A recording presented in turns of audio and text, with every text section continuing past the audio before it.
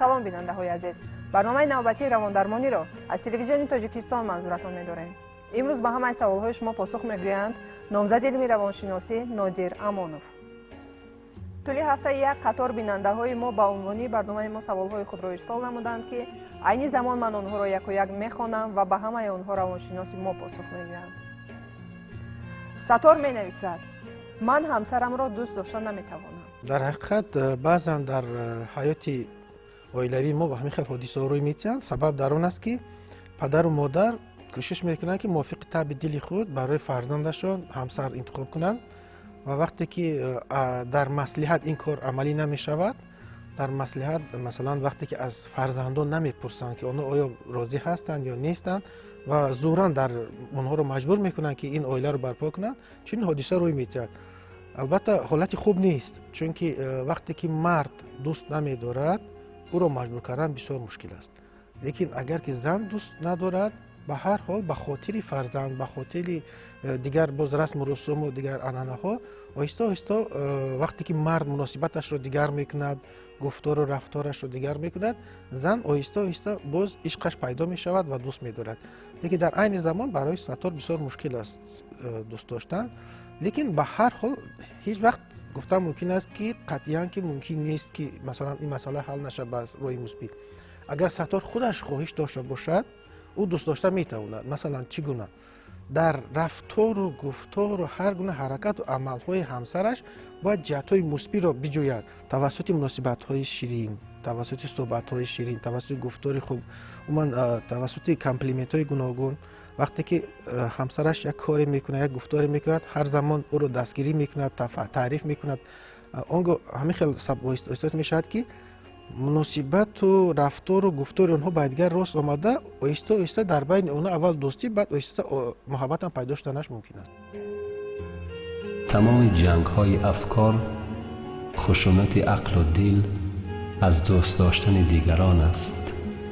аз беишқӣ замин аз оташи бегонапарастӣ таассуб месӯзад. нисфи камари замин аз хуни бегуноҳон лолагон гардида аст. сабаб беишқӣ ва эҳсоси нафрат ва хусумат ба ҳамдигар аст. бахтиёр аз шаҳри хуҷанд менависад: оиладор шуданамро 5 сол мешавад, аммо фарзанд надорем. волидонам маҷбурам карда истоданд ки ҷудо шавам, вале ҳамсарамро дӯст медорам. чӣ кор карданамро намедонам. дуруст аст. дар ҳақиқат дар ин ҳолатҳо шахс бояд дарк кунад ки сабр кардан дар кор. албатта сабр, вақте ки мегӯянд бузургонамон ки сабр карди ғора ҳавло мешавад, 5 сол он қадар муҳлати вай нест ки дар асоси 5 сол одам хулоса барорад. пеш аз ҳама ман ба онҳо маслиҳат метиҳам ки онҳо бояд аз ташхиси тиббӣ гузаранд. ташхиси тиббӣ ба онҳо мушаххас мегӯяд ки онҳо имконияти фарзанд доштанро доранд ё надоранд. агар ки ташхиси тиббӣ бигӯяд ки доранд, бар онҳо масалан ягон нуқсоне нест ва онҳо фарзанддор шудан метавонанд, он гоҳ албатта ин кор мешавад. 5 соли қадар муҳлати дароз нест. баъзан одамо баъди 12 солам таваллуд мекунанд, худашон ҳайрон мешаванд ки чӣ хел якбора баъди 12 сол ин кор шуд.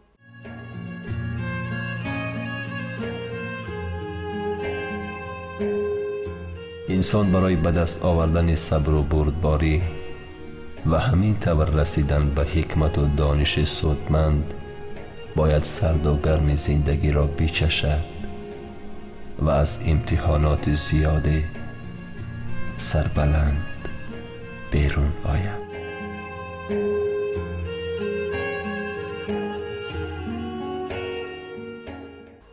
супӣ аз шаҳри душанбе менависад: мехостам бидонам ки чаро ҳодисаҳои бад аз хотир намебароянду ҳодисаҳои хуб зуд фаромӯш мешаванд. дуруст аст. дар ҳақиқат хотира инсон ба худ як хос хислатҳо дорад, хусусиятҳо дорад. дурусттараш инсон ҳама он чизе ки боиси ҳиссиёти манфӣ мешавад, онҳоро дар хотираш хубтар нигоҳ медорад. ҳама он чизе ки боиси ҳиссиёти мусбӣ мешавад, дуюм дараҷа дар хотир мегирад ва ҳама он чизе ки ба ҳиссиёт алоқаманд нест, на моро хурсанд мекунад, на ғамгин мекунад, онҳо тезтар фаромӯш мешавад, аз ҳама камтар дар хотир нигоҳ мешавад. бинобар ҳаминам мо мехоҳем ё намехоҳем, хотирамон ин хусусиятро дорад و همه چیزهای منفی بیشتر در خاطر آدم میماند. مثلا هر کسی که به ما یک گفتار یا رفتاری بد کرده باشد هیچ از خاطر فراموش نمی شود، لیکن هر کسی که به ما یک خوبی کرده باشد، یک نیکی کرده باشد، شاید فراموش شود، بعضا فراموش هم می شود. لیکن شخصی که به ما نه خوبی کرده است نه بدی کرده است تیز فراموش می شود. ما حتی حیران می شویم که چرا این آدم در خاطر ما نمونده است.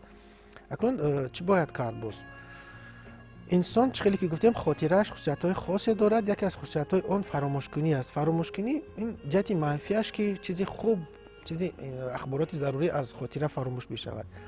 لیکن طرف مثبت فراموش‌کنی در همین ظاهر می شود که انسان چیزهای منفی را بعضا فراموش باید کند، چون چیزهای منفی در خاطره آدم نقش بسته عصب آدم را خراب می‌کند. بنابر همین هم انسان باید خودش فعال شود، مبارزه برد، کوشش بکند که چیزهای منفی به اعتبار کمتر داده، آهسته نسبت برباره اونو کمتر فکر کرده، اونها رو کمتر به خاطر آورده، آهسته بعد از لوحه خاطر خود اونها رو دورتر کند. چرا مشکلات روانی ما کم نمی شوند؟ شاید از آن که دایره اندیشه های ما بزرگ شدند. این دایره ما را به سوی خود می کشد. مشکلات، درد باقی می ماند، اما شادی و سرور از ما فرار می کنند. یک نفر می نویسد که زندگی اویلویم رو 10 سال می شود. همسرم زیاد بلندروی می کند. من هم خاموش نمیستم. عصبهایم زیاد خراب شدند. در همین ردیف یک نفر دیگر هم می نویسد که 2 سال می شود که زندگی هم خوب نیست. زوجه هم زیاد گپگردانی می کند. همه این در دلم زده است. دیگر باز زیستن نمی خواهم. چیکار کنم؟ در حقیقت وقتی که ما همسر انتخاب میکنیم ما خصوصیت‌های پسیخولوژی را بین‌الملل نمیگیریم، این همین خیلی پرابلم ها را آورده میتواند. مثلا در مملکت‌های ترقی کرده دنیا وقتی که دو نوجوان میخواهند که عائله برپا کنند، آنها از تشخیص طبی و از تشخیص پسیخولوژی هم میگذارند. پسیخولوژها خصوصیت‌های پسیخولوژی آنها را تشخیص کرده ایستاده، با آنها مشورت ها در شکل حتی گفتم ممکن است که ورقه ها، حجت ها میتن که مثلا خصوصیت پسیخولوژی شما اونقدر بعد دیگر راست نمیگیره. مثلا دو نفری که بعد دیگر بسیار تیز هستند، اصلا عائله مستحکم رو برپا کردنش بسیار مشکل است. مثلا ما پسیخولوژها این آدمان تیز رو خلی ریکو میگیم که اونا تیز عصبانی میشوند و دو آدمی تیز که یک عائله رو برپا کرد، در اون عائله اونا دائما یک خرخشه میشود، یک ضدیت ها میشود، گپ های بلند و پست میشود، یکی دیگر رو برداشت نمیکند. لیکن بعضی آدمان دیگر هستند که مثلا خصلت های مثلا تحمل پذیری را دارند، مثلا فلگماتیکو گفتنی باز گروه آدمان هستند که بسیار وزنینند، کم گپ هستند، با تحمل هستند. اصلا با آدمان تیز در عائله برپا کردن همین آدمان وزنین راست میبینن ستارهشون از نگاه خصوصیت پسیخولوژی. و اگر امین یک تیز و یک وزنین عائله برپا کنن بهترین عائله میشه، چون اونا پرکننده یک دیگر هستند، اونا خوشبخت میشن. لیکن در هر صورت وقتی که دو آدم تیز که عائله الکی برپا کردن، باز روانشناسان مصلحت خود رو میدن که چیکار کنن که اکنون اینا الکی عائله برپا کردن یا که یکدیگر رو دوست میدارن و میخوان که عائله برپا کنن. در این صورت هم البته پسیخولوژها مصلحت داده میتونن که اونا باید فراموش نکنن که از نگاه پسیخولوژی با یکدیگر اونقدر خوب موافقت نمیکنن، لیکن اگر اونا خودشان خواهش داشته باشن باید مبارزه برند، اراده خود را استفاده برند. در وقتی سبکی یکی از همسران شخص دیگر باید وزنین باشد، پر تحمل باشد، برداشت کند، صبر کند. خیلی که میگن چوبچه زیر دندان بر این کرده داشته ایستد که گپگردانی نشود. یکی وزنین دیگری سبک شود، عائله ویران نمی شود، جنجال نمی شود. این البته حل مسئله در همین است که یکی باید وزنی شود.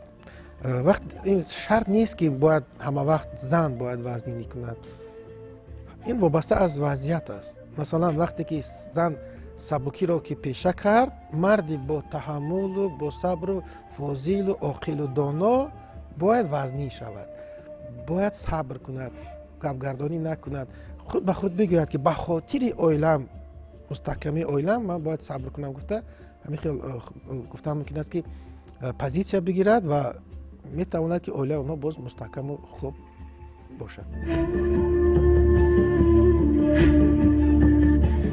مهر به مادر و پدر و خانواده و دوستان است که اهل کوی و برزن و شهر و وطن را فرا میگیرد. آن که وطن را دوست نمی دارد از مهر و محبت بیخبر است.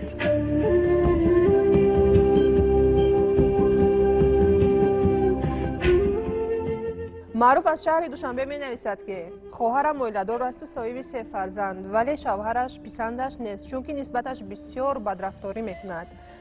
همزمان مهینه 21 ساله می نویسد زیبا هستم، 1 دخترچه و 1 پسرچه دارم. شوهرم را احترام میکنم، لیکن شوهرم دائما میگوید که من زن دیگر میگیرم که از این من خیلی میترسم. من چیکار کنم؟ در رفت زندگی بعضا در میشود که مردها بعضا شوخی کرده میزنن، بعضا این شوخی اونو البته جدیت داره. زن باید در اینجا چیکار کند؟ زن باید بفهمد که مثلا پیش از همه به طرزی گفتم ممکن است که یک نازک بفهمد که به شوهر و چی گونه زنها معقول است. یعنی همون ابراز سوبیکتیوی زنهایی که به اون معقول است او رو اول باید پیدا کند و خودش بکوشد که مثل همون زن سوبیکتیوی که به شوهرش معقول است مثل همون باشد. و اگر که زن اما خود مثل همون زن سوبیکتیوی که ابراز سوبیکتیوی که به شوهرش معقول است همین خیل اگر باشد، خصلت رو داشته باشد، کوشش بکند، اون البته همون محبتی که شوهرش اون رو در دیگرها میجوید همون برمیگردد به خودی زن و اوله اونها باز مستحکم‌تر بشه. مثلا بعضی مردها هوس میکنن، آرزو میکنن که مثلا زنشون خوراکای بامزه پسند. چرا این کار رو مثلا زن نکند؟ چرا زن کوشش نکند از دوگانه‌هاش از دیگرها بپرسد، هر خیل حجت‌ها و موادهای درکاری رو بخواند، آماده کند، تیار شود، خوراکای بامزه‌تر خوبتر پزد. باید کوشش کند که دل مرد البته گرمتر شود. ما همه وقت کوشش میکنیم که ما باید انتظار چیزی باشه. باید انتظار نشیم، ما باید مبارزه بریم، کوشش کنیم، غیرت کنیم، بعد به مقصد میرسیم. هر کسی فعال است، مبارز است، کوشش میکند، به مقصد میرسد. پسیوانه شیشتن آدم به مقصد نمیرسد.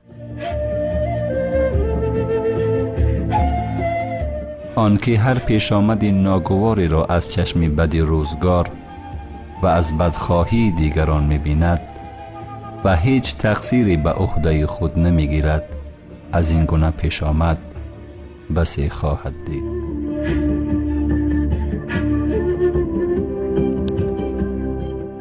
یک نفر زن می نویسد که شوهرم از دنیا گذشت و با 4 فرزند تنها ماندم.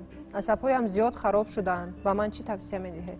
در زندگی وقتی که آدم یک ضربه روحی میگیرد، وقتی که اویله آدم هم خیلی ویران میشه در نیمه رو، البته این زن این ضربه را لکه گرفته است و این ضربه خود نخود به سیستم عصبی و تاثیر خود را میرساند و این زن البته باید پیش از همه کوشش بکند که توسط تحمل پذیری خود تلقین کوشش کند که خود را آرام کند. این یک از راه. دیگرش راه‌های گوناگونی به زبان باز علمی میگن پسیکوتراپی است.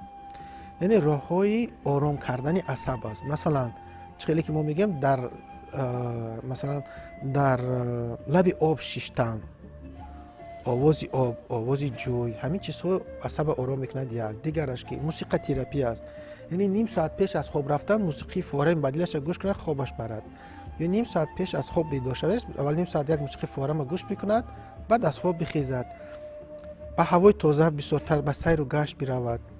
آن کاری که به او معقول است، اون کاری که دوست می‌دارد، همون کار رو بیشتر بکند. هر چیزی که به او معقول نیست، پسند نیست، عصبانی است، از همون چیز دور شود. البته راه‌های گوناگونی عصب رو آرام کردن هست و آدم اگر که باز هم خیلی دیگر کوشش بکند البته عصب آرام کنه. لیکن از طرف دیگر با فکرم این زن اون 4 کودک داشته باشه دیگر در فکر زندگی همین خلاص که زندگی مجبور میکنه. لیکن ممکن چنین شاید که شخصان دیگری باشد که اگر که خواهش با اونها اویله برپا کردن باشه، من فکر میکنم که خوب میشه اگر اویله نو برپا کنن، به شرطی که و اویله نوشان باز موافق طبع دلی فرزندانشان باشد که ضدیت بین فرزندان و اویله نو نشه.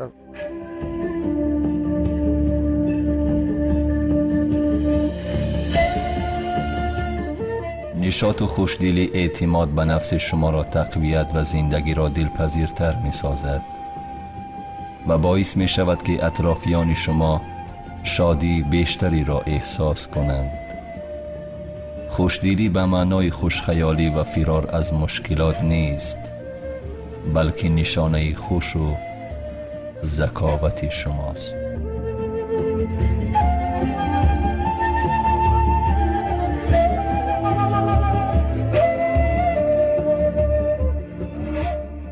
як нафар менависад ки танҳо пас аз 6 моҳи оиладориам фаҳмидам ки шавҳарам пинҳонӣ зан доштаасту фарзанд.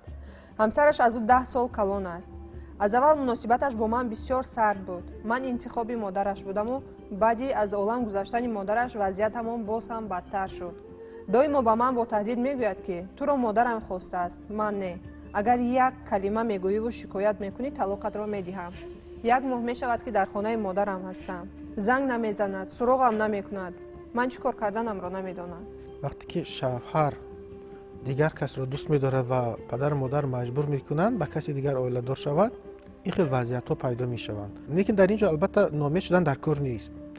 ҳама инсон имконияти беҳтар кардани вазъиятро дорад ва агар ки бозам дар ҳамин ҳолат агар ки ин зан пеш аз ҳама тасаввур кунад ки ба шавҳараш чӣ гуна занҳо маъқул аст ва кӯшиш кунад мисли ҳамун зане ки ба шавҳараш маъқул аст агар мисли ҳамун бошад, он гоҳ албатта боз шавҳараш ба ин бармегардад, чунки зани доштааш аз худаш 10 сол калон будааст. на анамин калонии он зан таъсири худро мерасонад. вақте ки як соли муайян мебияд 10 сол фарқият боиси он мешавад ки зани доштааш калонсол метобад ва ин мард аз он фарқ мекунад ва вақте атрофиён ба вай ҳар замон ҳар гапҳо мегӯяд ки ин модарат аст ё ки холат аст ягон чӣ, ба вай сахт мерасад ва ин таъсир ҳамин хел таъсирро боис он мешавад ки ба ин оилаи аввалаш гуфта ба оилаи худаш баргашта метавонад. ин албатта шуданаш мумкин аст. бинобар ҳамин пурсабру пуртаҳаммул бояд бошад ва кӯшиш бикунад ки мисли он зане бошад ки ба шавҳараш ин занҳо маъқул аст. агар муносибат ҳам надошта бошад, ба ҳар ҳол як рӯз не як рӯз шавҳараш аз вай занак дилаш мемонад, чунки 10 сол фарқи калон аст барои марду зан. агар чапа мешуд, мард 10 сол калон мешуд, он қадар таъсир надошт, лекин вақте ки зан 10 сол калон аст, ин як гуфта мумкин аст ки як давраи бисёр калон аст, тӯлонӣ аст ва занҳое ки тақрибан аз 40 боло мешаванд, онҳо тез тағйир меёбанд ва мардҳо дер тағйир меёбанд. бинобар ҳамин анамин тағйирёбии зоҳирии зан боиси он мешавад ки дили ин мард аз вай метавонад ки сард шаваду баъд ба оилаи худаш баргардад. بهترین درس ها را در زمان سختی آموختم و دانستم که صبور بودن یک ایمان است و خویشتنداری یک نوع عبادت. فهمیدم که ناکامی به معنای تأخیر است، نه شکست، و خندیدن یک نیایش است. یک نفر بیننده ما که خواننده مکتبی میانه است میپرسد که چرا آن چیزی که خواندم به خاطرم نمیمونند؟ سوال خوب داده است، چونکه ما بعضا نازکی‌های خاطره خود رو نمیدونیم و چطور رفتار کردن رو هم بد نمیدونیم. خاطره انسان یک خصوصیت خاصی دارد که وقتی که انسان چیزی میخواند باید همه هوش گوشش رو، همه دقت خود رو از همه چیز دیگر دور کند و فقط دقتش رو به همون چیز میخواندگی روانه کند. اونگاه این مواد خوب در خاطر نگاه داشته میشود. این یکی از سبب‌ها است. سبب دیگر اون است که ما طرز خواندن رو باید آموزیم که چطور باید خوانیم. بهترین اصول خواندن همین است که شخص یک گفتم ممکن است که یک ابزاس رو بخواند و مضمون همین ابزاس رو باید در یک دفتری قید بکند. یعنی فشرده، همین در شکل فشرده مضمون ابزاس رو در یک جمله در یک ورقه دفتری قید بکند. باز ابزاس دیگر خواندن پس باز فشرده همون رو، مضمون همون رو در شکل یک جمله خودش باز قید بکند. انا میخوام کرده اگر هر یک ابزاس رو ما فشرده شد در شکل یک جمله در یک دفتری قید کرده گذاریم و وقتی که ما میخوایم که همون خواندگیمون برقرار شود همون جمله های خودمون رو بخوانیم، همه اون مواد خواندگیمون به خاطر میبیاد و در خاطر نقش میبندد. انا بهترین اصول خواندن مواد تعلیمی علمی است. در همین ردیف یک جوان همین نویسد که فراموش خاطری اذیت هم میدهد. فراموش خاطری سبب‌های خودش دارد. پیش از همه سببش اون است که معاینه سر انسان با یگان حادثه سخت دقت جلب کننده بند است. یعنی خیلی که میگن در معاینه سر انسان یک دامینانت به زبان علمی میگن اون رو یک گفتن قوه بزرگتر از دیگر قوه‌های دیگری که به انسان تاثیر میکنند، یک حادثه‌ای که به آدم تاثیر میکنند، یکی از اونها قوهش زیادتر است و این غالب است این قوه، این حادثه و همه عضوهای دیگری معاینه سر رو از بزرگی زوری همین انگیزنده زوریش همه دیگر رو پخش میکند و دیگر عضوها رو گفتم میکند که خاموش میکند، کار کردن نمیموند و او خودش که فعال است و دیگر همه پسیو است، همه همون چیز در خاطر نقص میموند و چیزهای دیگری پسیو دیگر در خاطر نمیمونند. این حادثه بعضا میشه که اگر آدم عاشق شود، شخصی عاشق مثلا بعضی چیزهای زندگی رو فراموش، مثلا میتونه که در خانه مثلا پیلتای برقی رو مثلا خاموش نکرده به کار رود، یا کلیدش در کجای میموند دیگر کلیدش نمیبرد، یا که تلفنش در یگان جای مونده فراموش کرده میرود. این سبب اون است که یک دامینانت زور همه سیستم عصبی او رو فرا گرفته است و این دامینانت دیگر قسم‌های سیستم عصب رو کار کردن نمیموند.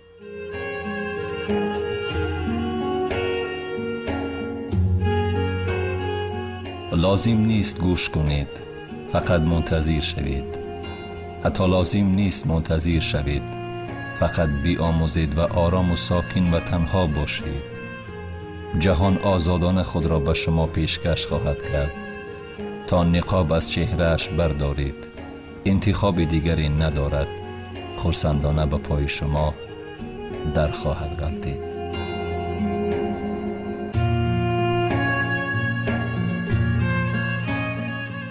یک دخترک می نویسد که مکتب میانه رو ختم کردم و میخواهم به دانشگاه داخل شد تحصیلم را ادامه دهم، ولی پدر و مادرم ضد هستند، میگویند که بی‌روحه میشوی. من چطور آنها را باور کنانم که فکرشان خطا است؟ در حقیقت این شب و روز پدر و مادرهایی که از مرکز دور هستند مثلا در همین تشویش هستند که اگر مبادا دخترچه‌شون به مرکز یعنی به پایتخت رود و در مکتب عالی تحصیل کند، چنین بی‌روحگی ممکن با او روی دهد. شدنش این چیز ممکن است چرا که بعضا همین حادثه می شود و وقتی این حادثه یک بار نی بار روی میتید، مردم از این آوازه ها از این خبرها فکر میکنند که به همه این چیز روی میتید.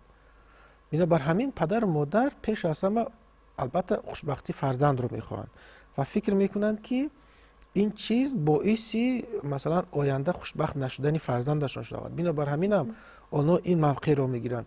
البته آنها رو باید فهمیدن در کار، باید این هم فهمد که این دختر که پدر و مادر به او دشمن نیست، لیکن در برابر این باید با رفتار و گفتار خود با عمل خود هر زمان به پدر و مادرش باید نشان دهد که این از اون دختران سبک نیست، این دختری هست که بسیار جدی است در گفتارم، در رفتارم و در گفتن، در اندیشه، در تفکرم از دیگران فرق دارد و هر کس البته چنین نمیشد.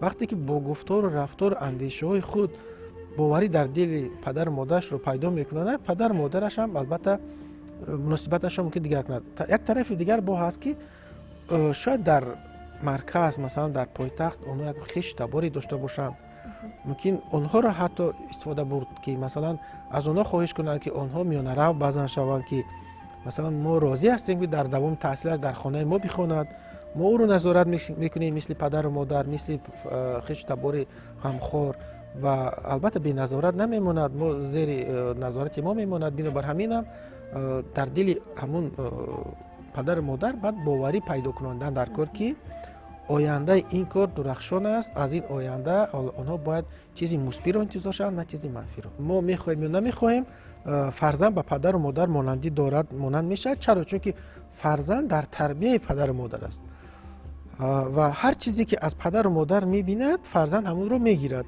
اصلا پدر و مادر برای فرزند یک آینه هستند که فرزند گویا که انسان در آینه چه خیلی خودش رو میبیند، فرزند هم همین خیلی گویا که پدر و مادر رو دیده ایستاده، گفتار و رفتار همه حرکت و عملهای آنها رو دیده کوشش میکند با آنها تقلید کنند، مثل آنها شود. چون که انسان از همون اطرافیانش هر چیز رو میآموزد. آدمان نزدیکترینه که فرزند بیشتر ببیند و با اونها تکیه میکند و تقلید میکند البته پدر و مادر هستند. ما میخوایم نمیخوایم فرزند با پدر و مادر نزدیکی دارد.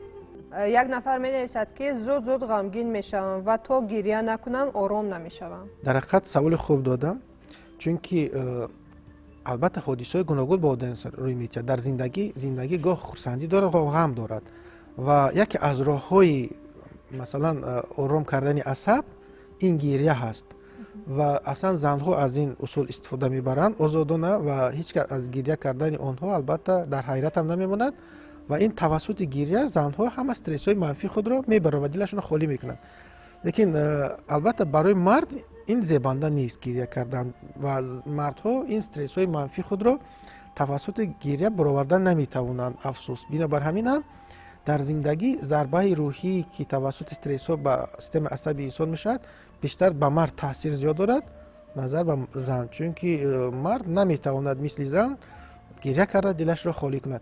گریه کردن البته طرف منفی دارد، لیکن طرف مثبت زیاد هم دارد. طرف مثبت در همین است که آدم توسط گریه دلش را خالی میکند، یعنی غمی که در دلش بوده که سبکی میکند، سبکتر میشه دلش از این چیز. بنابر همین این بدی ندارد البته، لیکن البته طرف بدیش در آن است که اگر در حضور مثلا دیگران در وقت کار فعالیت هر زمان آدم به سبب ناجا اگر که گریه کنه البته طرف منفی خودش دارد. در وجود هر یکی از ما خائنی با نام خودخواهی وجود دارد که تنها در برابر تملق و چاپلوسی نرم می شود. بیننده های عزیز، یادآور می شویم که برنامه رواندرمانی است و شما می توانید طول هفته سوال های خود را به پشت الکترونی یا تلفن های ما که هر لحظه روی اکران های شما پیدا می شوند روان نمایید. به همه سوال های شما روانشناسان ما حتما پاسخ می گویند. یک نفر می نویسد که سلام، من از ناحیه رشت، فرزند دویمم به دنیا آمد و می خواهم با همسرم زندگی خوش داشته باشیم، اما خوشدامنم ضد است. بعضا می شود که زن و مرد یکدیگر را دوست می دارند، لیکن پدر و مادری آنها بعضا ضد می برایند. البته در اینجا باید پیش از همه فکر کرد که هر یک انسان یک فکر عقیده دارد و ما باید معلوم کنیم که چرا اون انسان این عقیده را دارد. مثلا ما فکر میکنیم عقیده ما فقط درست است، لیکن نه همه وقت عقیده انسان درست می شود.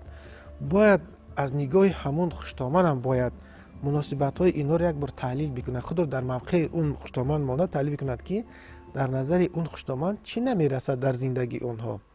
بسیار وقت در همینجا وقتی که از موقع اون تحلیل میکنند میبیند که کمبودی که هست اون کمبودی رو باید برطرف کرد. مثلا در زندگی چی نمیرسد، ممکن دخترش و در وقتش مثلا دستگیری نمیشه، باید نسبت دخترش غمخوری کمتر است، ممکن از نگاه اقتصادی یا مثلا چیزهایی که مثلا در زندگی میشه، مثلا چی در خوراک های بدیل، در لباس های بدیل، دیگر کمبودی هست، اینا برای وای خوشتومن ممکن این چنین رفتار میکند. بنابر همین وقتی که این مرد اون از نگاه خوشتومنش حادثه را تحلیل میکند، این کمبودی رو درک میکند و اگر پیش رو این کمبودی رو بگیرد، کمبودی رو برطرف کند، البته مناسبت خوشتومن هم البته خوب شدنش ممکن. گاه از پشه فیلم می سازیم، یک مشکلات ناچیز را خیلی بزرگ می کنیم و در نظر ما همه چیز مشکل، ناممکن و بی بقا می گردد. اگر به هر عامل و حادثه های زندگی من چون باد گذرنده بنگریم، می بینیم که غم ما همه بیهوده بوده است.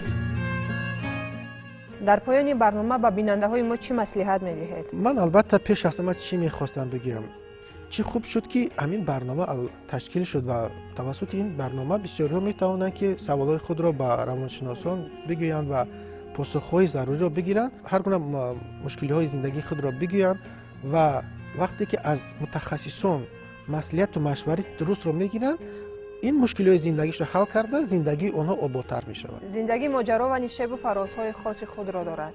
ایستادگی کردن سر تحولات های روزگار تنها از متانت و قوی ارادگی خود شما وابسته است. کلید اسرار روزگار پیش شماست. فقط کمی کوشش کنید. با اندک مشکلی زندگی خود را سرد نسازید. هیچ نباشد، به خاطر نزدیکانتان مبارزه برید و زنده باشید. این بود برنامه نوبتی رواندرمانی. امروز به همه سوالهای شما پاسخ گفتند نامزد علم روانشناسی نادیر امانوف. بیننده های عزیز، یادآور می شویم که برنامه رواندرمانی برنامه خود شما است و شما می توانید طول هفته سوالهای خود را به پشت الکترونی یا تلفن های ما که روی اکران های شما نمودار است روان نمایید. به همه سوالهای شما روانشناسان ما حتما پاسخ می گویند. تا دیدار نوبتی، تن صحت و خانه آباد باشید.